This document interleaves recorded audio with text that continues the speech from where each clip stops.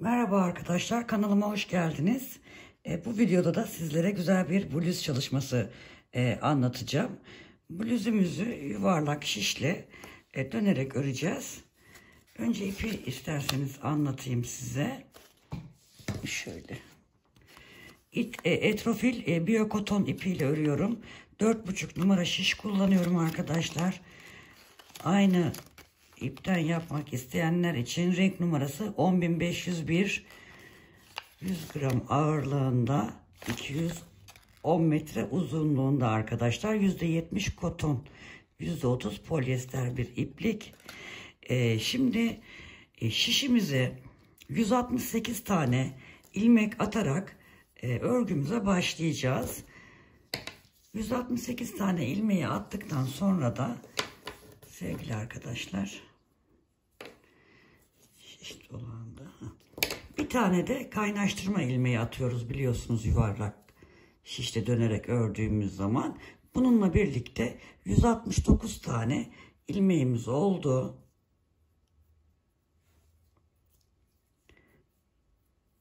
Şimdi bu ilmeği birleştirerek şöyle şişimizi, ilmeklerimizi düzeltelim. Bu önemli. Yoksa döner örgümüz arkadaşlar.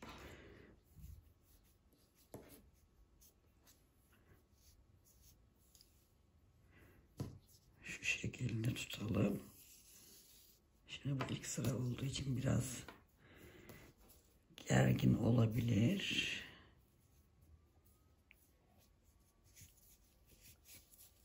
Evet. Şimdi ipimizi alıyoruz arkadaşlar. Bu ilk ilmeğimizi birleştirme olarak kullanacağız.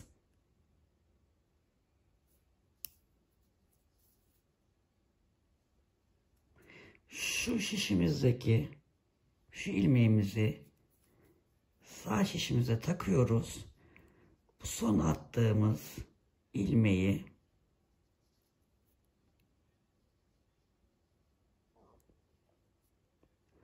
ipte katlarına ayrılıyor arkadaşlar.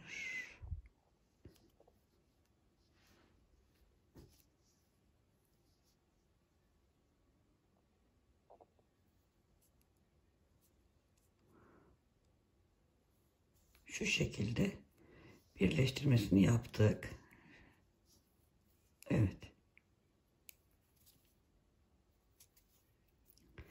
Şimdi artık modelimiz ilk sıradan itibaren kuruluyor. Şurada baktığımızda, yakınlaştırayım biraz.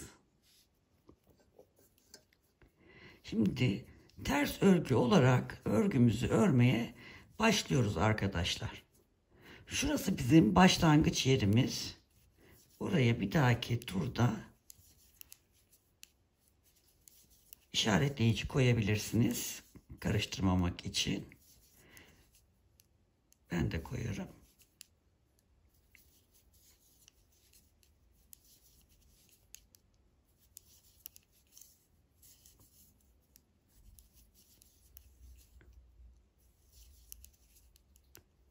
Bunu bir tur boyunca bu şekilde ters ilmek örgü olarak öreceğiz arkadaşlar. Burayı tamamlayıp tekrar şu başlangıç yerine geldiğimizde bu defa düz örgü olarak öreceğiz. Turumuzu tamamlayacağız. Turu tamamladıktan sonra tekrar aynı burada yaptığımız gibi bir tur daha bir ters örgü öreceğiz. Sonrasında bir tur daha düz örgü öreceğiz. Yani 4 sıra örgü örmüş olacağız. Sonra modelimizi kuracağız arkadaşlar. Şimdi çok uzun olmasın diye ben onu çekmeyeceğim. Şu 2 sıra önde haroşayı oluşturacağım. Sizler de dediğim gibi önde bir sıra ters örgü, bir sıra düz örgü, bir sıra ters örgü ve bir sıra düz örgü olacak şekilde tamamlayın. Ben de kamera arkasında tamamlayayım. Sonra birlikte modelimizi kuralım arkadaşlar. Merhaba arkadaşlar, kanalıma hoş geldiniz. Bu videoda da sizlere güzel bir bluz çalışması anlatacağım. Bluzumuzu yuvarlak şişle dönerek öreceğiz. Önce ipi isterseniz anlatayım size.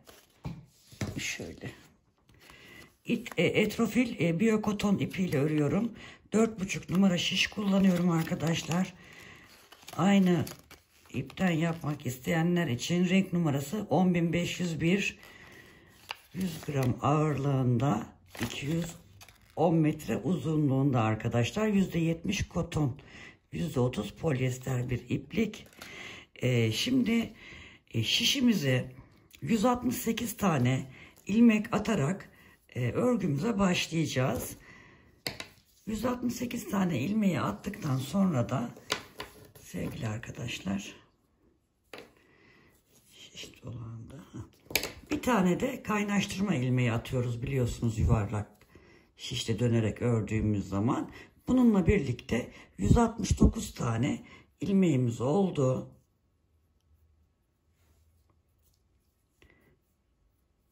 Şimdi bu ilmeği birleştirerek şöyle şişimizi, ilmeklerimizi düzeltelim. Bu önemli. Yoksa döner örgümüz arkadaşlar.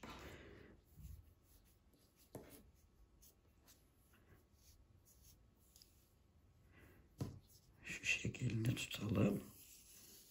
Şimdi bu ilk sıra olduğu için biraz gergin olabilir.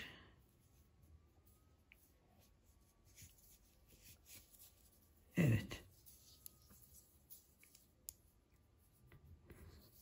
Şimdi ipimizi alıyoruz arkadaşlar. Bu ilk ilmeğimizi birleştirme olarak kullanacağız.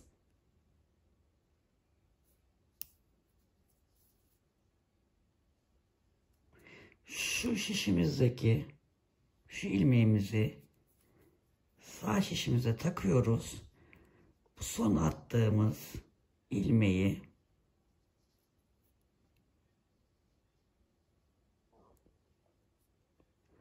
ipte katlarına ayrılıyor arkadaşlar.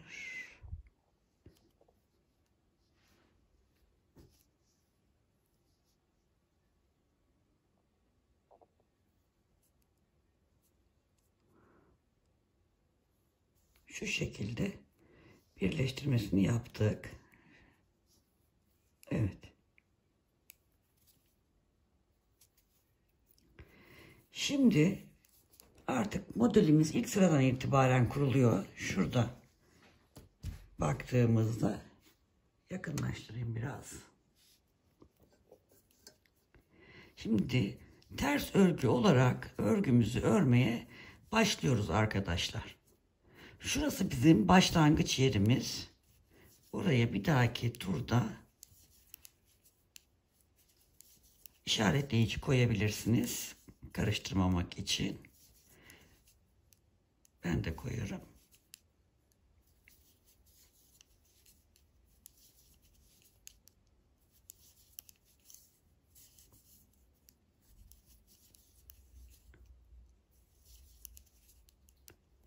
Bunu bir tur boyunca bu şekilde ters ilmek örgü olarak öreceğiz arkadaşlar. Burayı tamamlayıp tekrar şu başlangıç yerine geldiğimizde bu defa düz örgü olarak öreceğiz. Turumuzu tamamlayacağız. Turu tamamladıktan sonra tekrar aynı burada yaptığımız gibi bir tur daha bir ters örgü öreceğiz. Sonrasında bir tur daha düz örgü öreceğiz. Yani 4 sıra örgü örmüş olacağız. Sonra modelimizi kuracağız arkadaşlar. Şimdi çok uzun olmasın diye ben onu çekmeyeceğim. Şu 2 sıra önde haroşayı oluşturacağım. Sizler de dediğim gibi önde bir sıra ters örgü, bir sıra düz örgü, bir sıra ters örgü ve bir sıra düz örgü olacak şekilde tamamlayın. Ben de kamera arkasında tamamlayayım. Sonra birlikte modelimizi kuralım arkadaşlar. Evet, ne yaptık? Bir ters sıra ördük, bir düz sıra ördük, bir ters sıra ördük, bir de düz sıra ördük. Toplam 4 sıra örmüş olduk. 2 sıra ters, 2 sıra düz olarak ördük. Şimdi arkadaşlar ne yapacağız? Örneğimiz 12 ve katlarından oluşuyordu. Şimdi 1, 2, 3, 4, 5 ve 6 tane ilmeği örüyorum. Dönüyorum. İlk ilmeği örmeden alıyorum. 2, 3, 4, 5 ve 6. Biraz yakınlaştırayım. Bakın 1 ve 2 o terslerden sayarsak 1, 2 sıra ters oldu. Tekrar ilk ilmeği örmüyorum. Bu 6 ilmek üzerinde çalışıyoruz. Dönüyorum.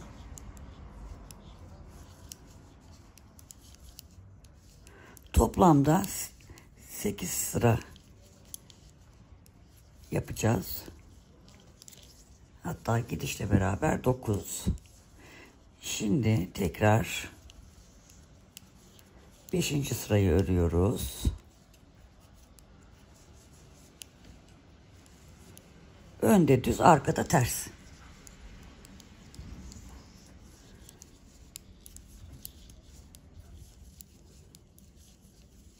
Altıncı sırayı ördüm.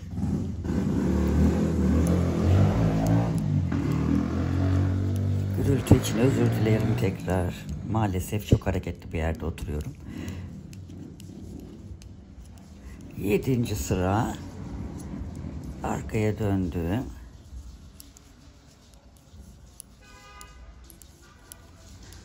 Sekiz sıra önde düz, arkada ters ördük. Bakın 2, 4, 6, 8. Şimdi öne dönüyoruz.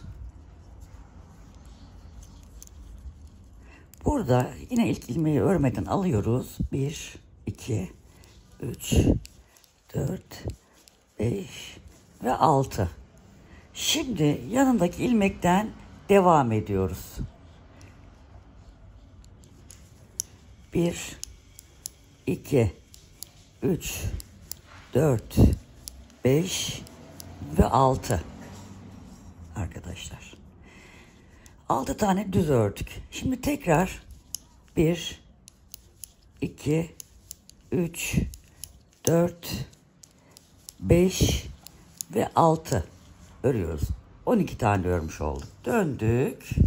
Yine bu 6 ilmek üzerinde önde düz, arkada ters olacak şekilde 8 sıra öreceğiz. Bakalım kaç olmuş? 3, 6. Evet, dönüyorum. İlk ilmeği, ay pardon, çok yukarıya çıkmış örnek. Elim, çok affedersiniz. Şimdi 6 sıra tekrar düz örgü olarak önde düz, arkada ters örüyorum. Şimdi tekrar göstereceğim. O yüzden endişe etmeyin, görülmedi diye. 4 sıra ördüm. Tekrar 5. sıramız, döndürüyoruz, arkada ters. 6. sıramız.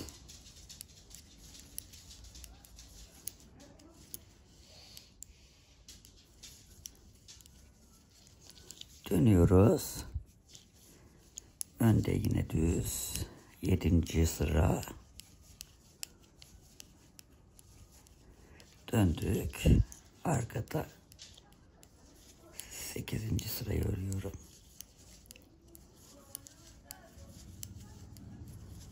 Çok zevkli bir model. Benim hoşuma giden bir model. Şimdi burada devam ediyorum. Yine ilk ilmeği örmeden alıyorum. Bu defa dönüş yapmayacağım. Bu 9. sırada. devam edeceğim. Yine 12 tane düz öreceğim. 1 2 3 4 5 6 7 8 9 10 11 ve 12. Şimdi ne yapacağız? Döneceğiz. 6 sırası üzeri 6 tane ilmek üstünde yine önde düz, arkada ters olacak şekilde 8 sırayı tamamlayacağız. Bakın kaç ilmek oldu? 3 5 6 dönüyorum.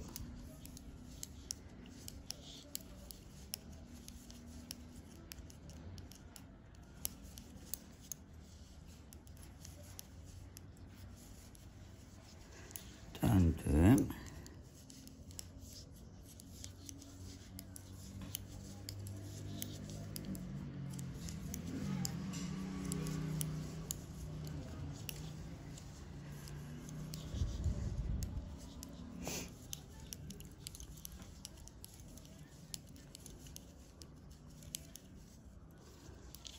Dönüyorum. 1 2 3 4 5 6. sırayı örüyorum.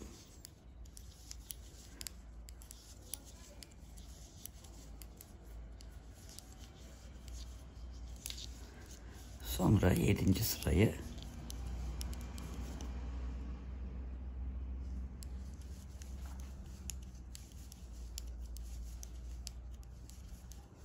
ördüm. Arkaya dönelim.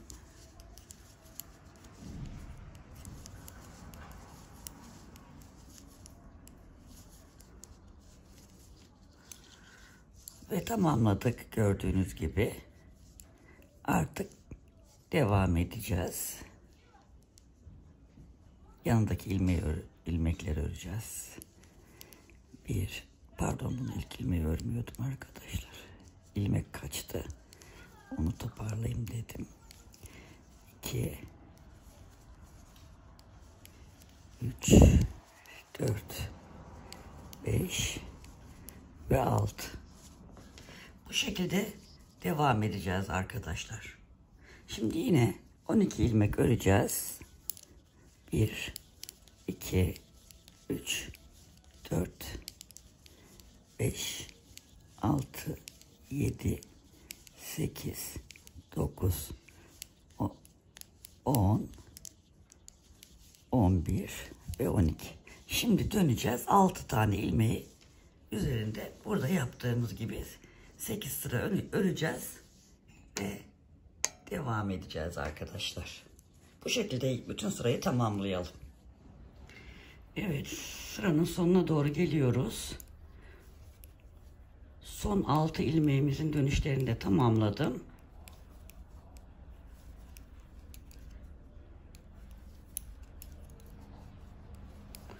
Altı tane düz ilmeği ördüm. Evet, başladığımız noktaya geldik arkadaşlar. Şimdi 2 sıra düz örgü olarak bütün ilmeklerimizi öreceğiz. Hiçbir şey yapmadan 2 sıra bütün ilmeklerimizi bu şekilde 2 tur düz örgü öreceğiz yani. Şurada işaretlediğimiz yere kadar 2 tur dönelim arkadaşlar. Evet, sırayı tamamladık. 2 tane düz sıra döndük, tur attık. Şimdi aynı şu ilk sırada yaptığımız gibi ne yapacağız? Ters örgü öreceğiz.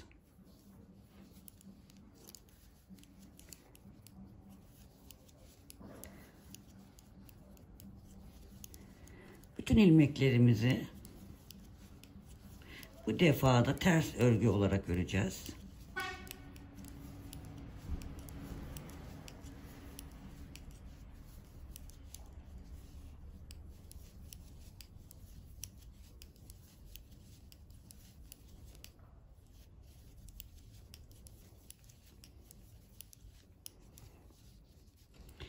Şimdi bir sıra ters örgü örelim. Bir tur atalım. Sonra bir sıra düz örgü örelim, bir tur atalım. Yine bir ters sıra örüp tur atalım. Bir sırada düz örelim. Yani 4 sıra daha öreceğiz arkadaşlar. Bir ters, bir düz, bir ters, bir düz sıra olarak turlarımızı tamamlayalım. Şurada önde gördüğümüz iki diş haraşoyu oluşturmak için şunu yapıyoruz yani şimdi. Şunu yapıyoruz arkadaşlar. Şunu yapacağız. Bir sıra ters. Yani 4 sıra örelim. 2 ters sıra, 2 düz sıra örelim. Tekrar modelimizi ilk kurulumunu göstereceğim. Zaten modelimizde burada yaptığımız yerin yanına 6 tane düz örmüştük. Bu sefer o 6 düzü aynı işlemi yapacağız. Bu yaptığımız balon işlemini bu sefer bir alt sırada sadece 6 ilmek olarak ördüğümüz ilmek üzerine uygulayacağız arkadaşlar. Yani kaydırmalı örnek gibi bir şey diyebiliriz. Şimdi örelim. 4 sırayı tamamlayalım. İlk örnek kurulumunu tekrar göstereceğim size. Evet. 2 sıra ters, 2 sıra düz örgümüzü yaptık. Sıra başına geldik arkadaşlar. Şimdi şöyle bakıyoruz. Burada ilk önce bu baloncuğu yapmıştık. 6 tane düz örmüştük. Şimdi bunun üstüne 6 tane düz örüp bunun üstüne de baloncuk yapacağız. Şimdi 6 tane düzümüzü örelim. 1 2 3 4 5 6. Şimdi bunun üzerine baloncuk yapacağız. 6 ilmeğin üstüne 1 2 3 4 5 6. Yani 12 tane ördük. Döneceğiz. 6 ilmeği dönerek öreceğiz. Aşağıda göstermiştim. 3 4 5 ve 6. Dönüyoruz.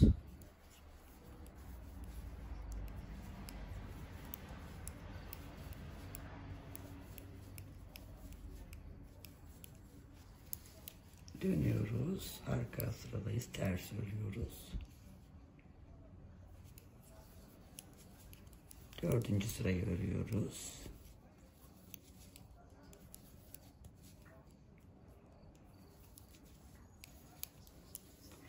Döndük, tekrar ön yüzdeyiz.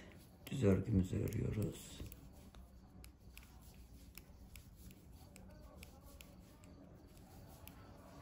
Döndük. 6. sıramız.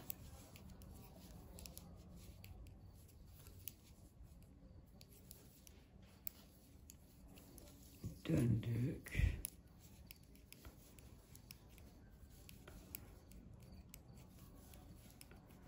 7. 7. sıramız yani. Dönüyoruz arkadaşlar.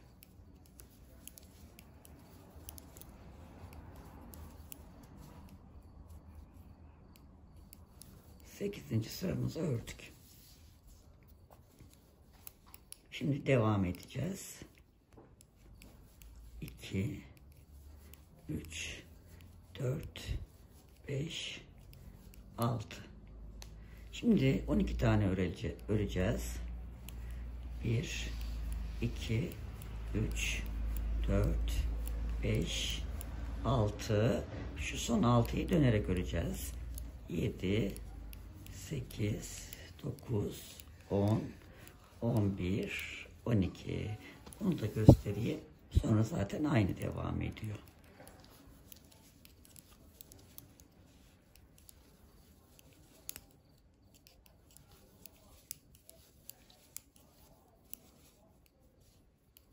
Kaç oldu? Fazla yaptık herhalde. 6 tane olacaktı. 3 6. Evet, döndük.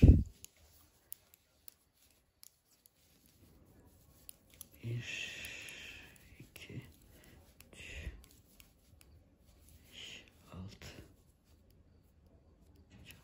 Dönüyoruz. 4. sıramız.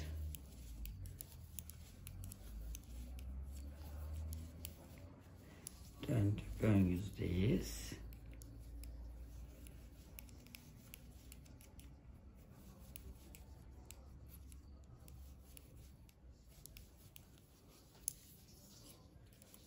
Altıncı sıramız.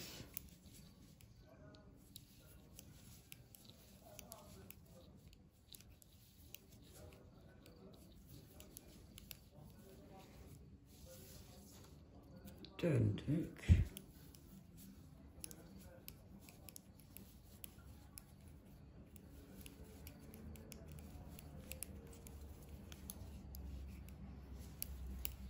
Yedi.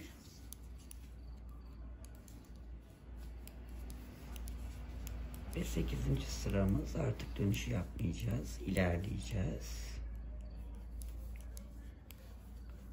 8. sırayı da tamamladıktan sonra şimdi devam edeceğiz. 6 tane örüyoruz yine.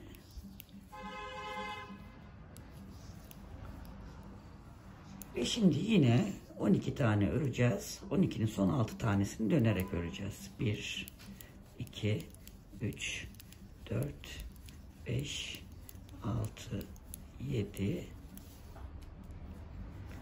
8, 9, 10, 11, 12. Son 6'yı dönerek öreceğiz. Şöyle göstereyim arkadaşlar. Bakın. Burada yaptıklarımızın aynısını tekrarlayacağız.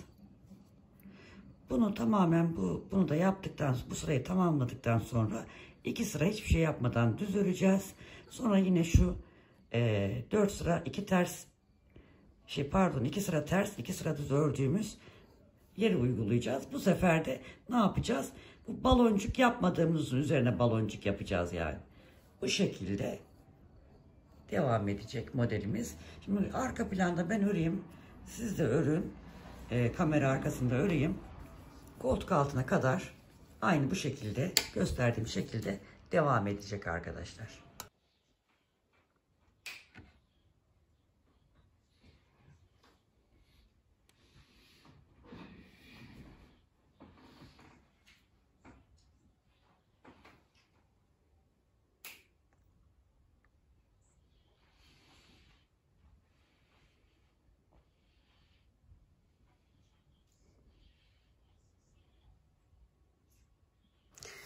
Evet arkadaşlar, bedeni kol altına kadar ördüm. Şimdi ben kendi istediğim uzunlukta ördüm. Siz de ne kadar uzunlukta istiyorsanız o kadar örebilirsiniz. Ama ördüğünüzde genelde şöyle bir motifi, yani bir modeli bitirecek şekilde ayarlayın. Daha hoş durur diye düşünüyorum. Şimdi baktığımızda arkadaşlar ben 30 santim örmüşüm. Kol altına kadar, bedenden kol altına kadar. Şimdi bizim kaç ilmeğimiz vardı? 168 ilmeğimiz vardı arkadaşlar. Yarısı 84 ilmek yapıyor. Şimdi artık kol altına kadar ördüğümüz için ne yapacağız? Bu ön parçayı ayrı öreceğiz. Arka parçayı ayrı öreceğiz. Böyle dönerek örmüştük. Bunda da hiçbir değişiklik yok. Sadece gidiş dönüş olarak her zaman normal ördüğümüz örgüler gibi öreceğiz arkadaşlar. Ben nereye kadar ördüm? Bir diş haroşa sırası yaptım. Model olarak da söyleyeyim. Pardon, onu da söyleyeyim. Belki model olarak koymak istersiniz. Şöyle 1, 2, 3, 4, 5, 6, 7, 8, 9 modeli bitirmişim ben arkadaşlar. Şimdi 9 modeli bitirdikten sonra bir diş haroşa sırası yaptım. Şimdi ikinci diş haroşa sırasını yapacağım.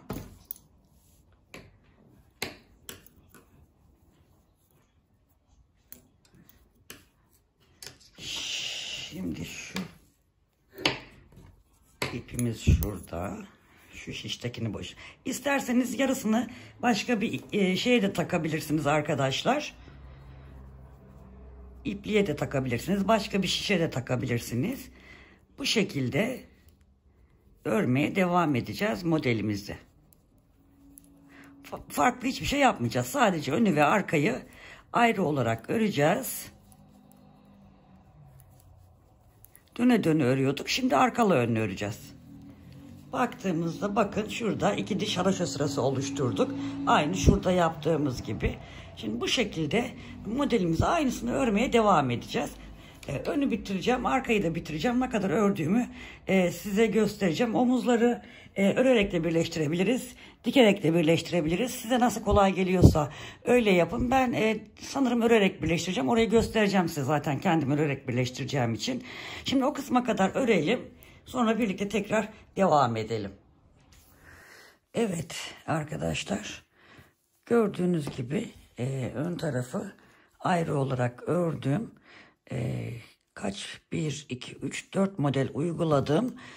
3 diş haraşo sırası oluşturuyorum. Şimdi omuzları ve ortada yaka kısmını ayıracağım. 84 tane ilmeğimiz vardı. 84 tane ilmeği 3'e böldüm. Omuzlara 28, enseye de 28 verdim. Şimdi 2, 4, 6, 8, 10, 12, 14, 16, 18, 20, 22, 24, 26, 28 ilmeği bir omuz için ayırdım arkadaşlar. Şimdi 28 ilmeği de keseceğim. Örerek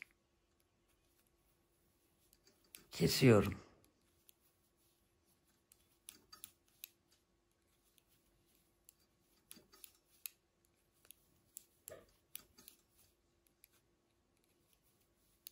Çok sıkı kesmeyelim.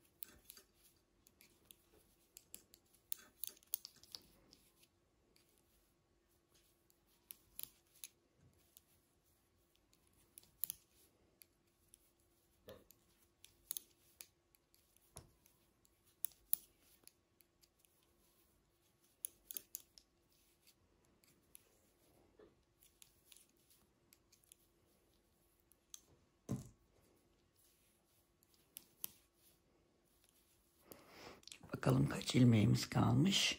2, 4, 6, 8, 10, 12, 14, 16, 18, 20, 22, 24, 26, 28. 2 tane daha kesiyoruz. Çünkü şişimizdekiyle beraber 2 tane daha var. 1 ve 2. Kalan ilmeklerimizi de düz örgü olarak örüyoruz.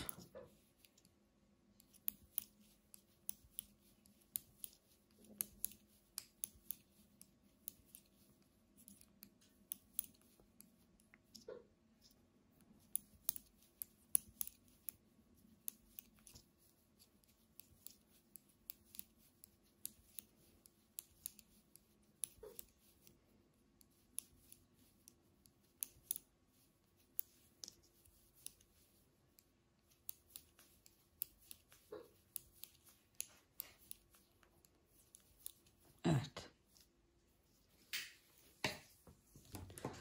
Şöyle baktığımızda arkadaşlar, şimdi bu 28 burada, 28 burada. Bunları ilmek tutturucuya alalım. Yani omuzları ben örerek birleştireceğim demiştim. Onun için bunu yaptım. Eğer siz dikmek istiyorsanız komple burada burayı kesin arkadaşlar. Dikerken de 28 ilmek buradan, 28 ilmek buradan, 28 de ortaya yakaya bırakırsınız. O şekilde dikersiniz. Şimdi bunları ben ilmek tutturucuya alacağım. Örerek birleştirme yapacağım. Sonra onu göstereceğim zaten. Sonra şişimi buraya takacağım. Diğer arkayı da aynı şekilde hiçbir değişiklik olmadan örerek beden kısmını bitireceğim. Sonra kolları öreceğiz. Şimdi ben buraya kadar öreyim. Sonrasında omuz birleştirmelerini yapalım birlikte. Sonra kollara geçelim arkadaşlar. Evet arkadaşlar, iki tarafı da ördük. Şöyle göstereyim. Bu tarafı ayrı ördük. Bu tarafı ayrı ördük. Şimdi omuz birleştirmesi yapacağız. Onun için şöyle tutalım. tersini çevirelim örgümüzün. İlmeklerimiz çıkmadan.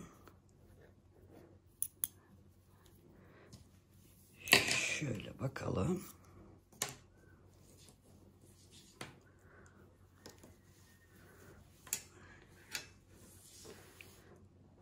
Şu ip arada kalmış.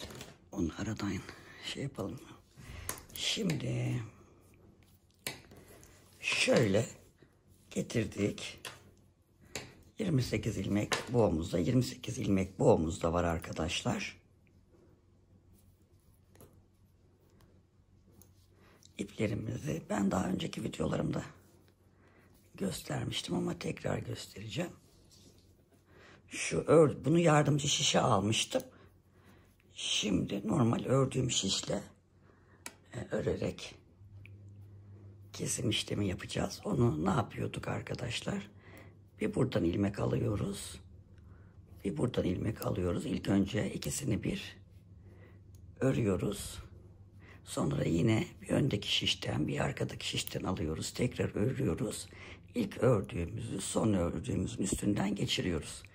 Yine buradan 2 ilmek örüyoruz birlikte. Üstünden geçiriyoruz.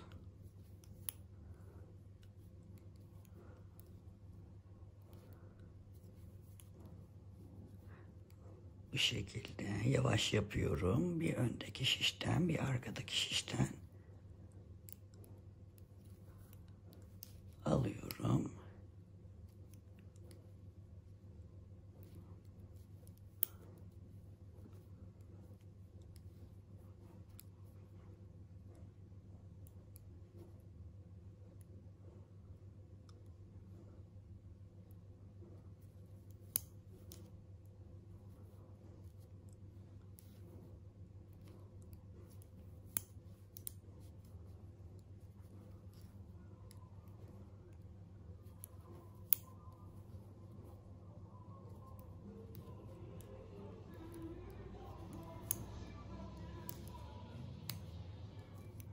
Bu şekilde bütün ilmeklerimizi arkadaşlar hem örüyoruz hem örerken kesiyoruz. Keserken de iki omuzu birleştiriyoruz.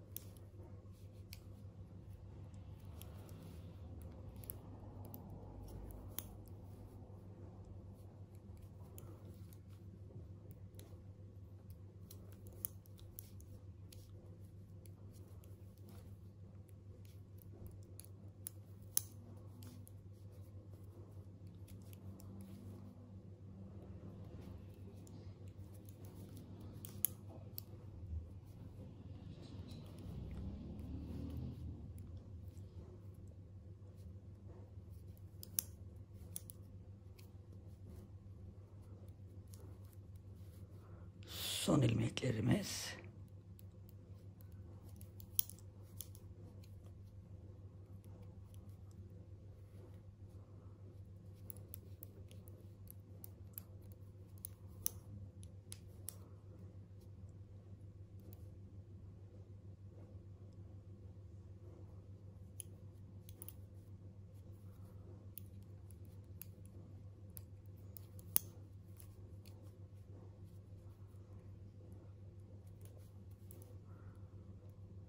Şurada tekrar bir tane daha yapalım.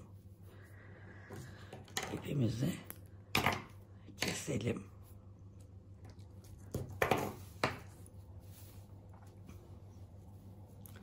Şöyle hemen bakalım. Bakın arkadaşlar ne kadar muntazam oldu omuz birleştirmemiz. Şimdi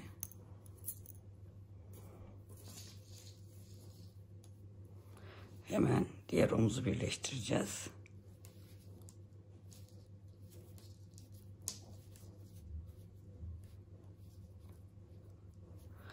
Bunun için de şu ipimizi alalım. Biraz uzun bırakalım, sıkılaştıracağız. Bağlamadım ipi. İsteyen bağlayabilir. Ben elimle sıkılaştıracağım. Şimdi yine buradan bir ilmek. Buradan bir ilmek aldım.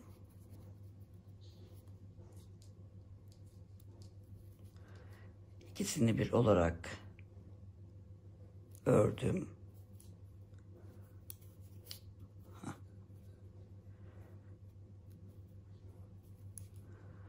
Yanındaki ilmekleri de ördüm. İlk ördüğümü son ördüğümün üstünden geçirdim.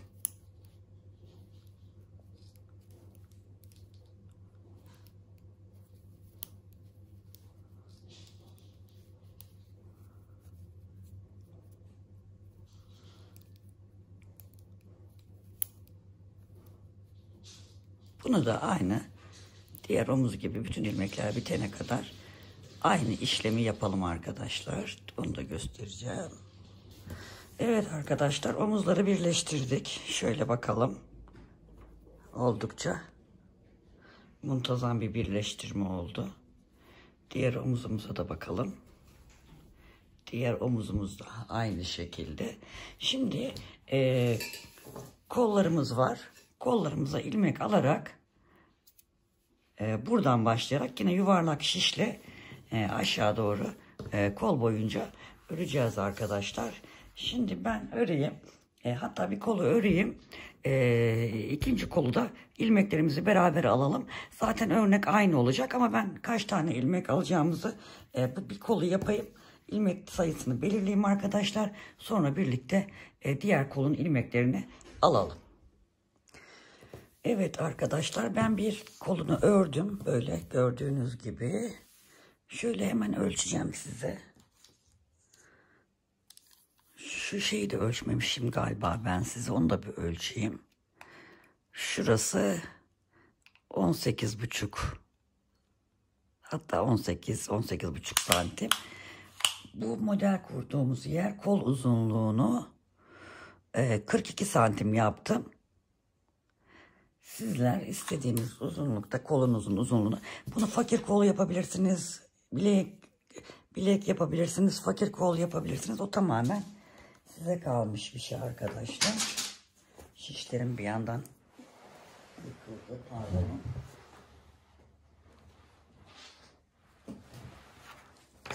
Şimdi kola ben 60 tane ilmek topladım arkadaşlar. Kolu da dönerek öreceğiz. Aynı bedende ördüğümüz gibi aynı şekilde.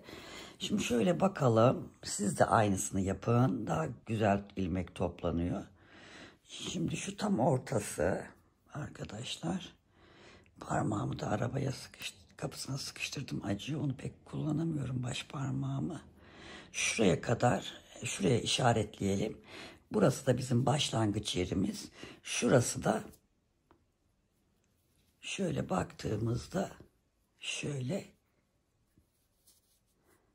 yarısı. Bu yarıya da bir işaretleyici takalım. Niye taktım? Aynı sayıda ilmek alabilmek için. 30 tane buraya ilmek alacağız. 30 tane diğer tarafa alacağız. Toplamda 60 ilmek. Buraya koydum ki 15 ilmeği yarısına kadar alayım. 15 ilmeği de diğer yarısına kadar almak için o şekilde işaretleyicileri koydum. Şimdi şöyle, bu arada 5. ipimize başladık arkadaşlar. Onu da söyleyeyim unutmadan, hani ne kadar gittiğini söylemeyi unutursam diye. Sanırım bu da bundan da çok az artacak diye düşünüyorum. Çünkü diğer kola hemen hemen 1'e yakın kullandım.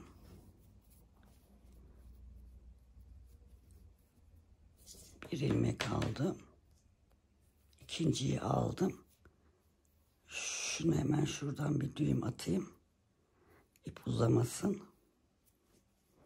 2 tane oldu. 3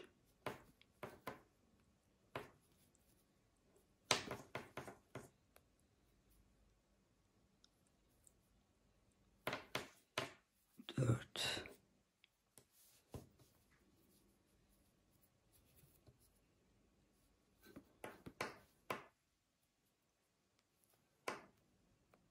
5 6 7 8 9 10 11 12 13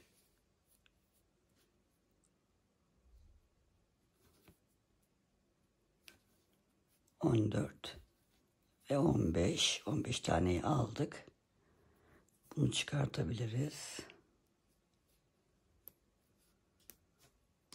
Şimdi şuraya kadar da 15 tane daha alacağız. 1 2 3 4 5 6 7 8 9 10 11 12 13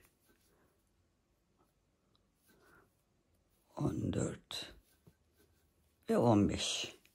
Yani toplamda 30 tane almış olduk. Diğer bu tarafı da aynı şekilde alalım. Toplamda 30 tane ilmek de buradan alalım. 60 ilmeği tamamlayalım. Şimdi şunu çıkarayım.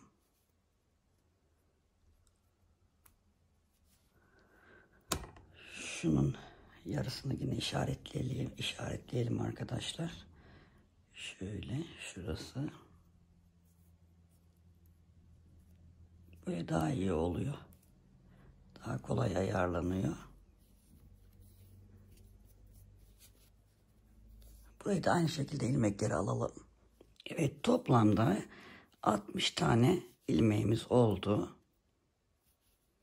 Burada artık modeli kurmaya başlıyorduk. Biliyorsunuz 2 sıra ters, 2 sıra düz gidiyorduk.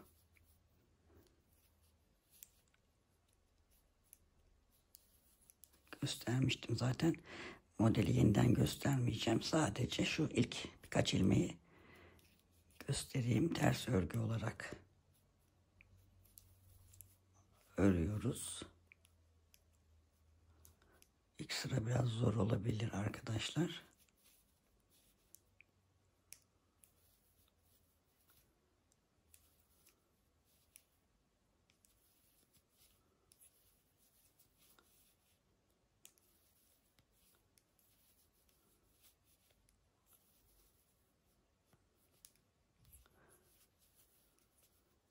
Önde, yani burada 2 diş haroşa sırası oluşturmuş olacağız. Modelimizi kurarken yapıyorduk biliyorsunuz.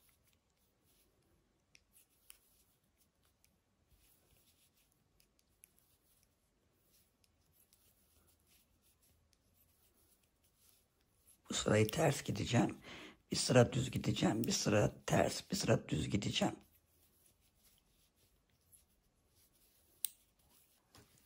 Ondan sonra modeli göstermiştim. Onun gibi, anlattığım gibi bu kola da aynısını uygulayacağız.